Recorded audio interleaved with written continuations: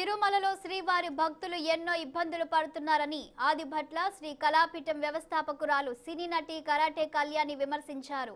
లడ్డు నాణ్యత తగ్గిందని మండిపడ్డారు.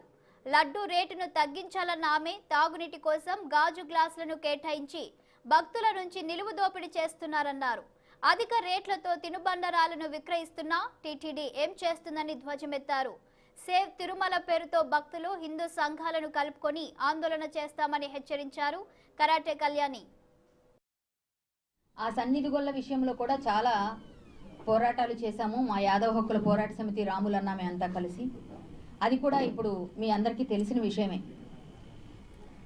ఇక సినిమా నటిగా మీ అందరికీ కాంట్రవర్సీ క్వీన్గా బాగా తెలుసు మీకు అందరికీ అన్ని విషయాల్లో. అయితే ఎవరు ఏమనుకున్నా సరే నాకు వ్యక్తి పూజ కన్నా నారాయణుని కాక నరులను కొలిచిన నరజన్మ మీడేరున కాళ్ళు ఉండగా మోకాళ్లతో నడిచిన కాశీకి పోవచ్చునా అని ఒక నానుడి. అంటే నరులను కొలవడం కాదు, నారాయణుని కొలవాలి.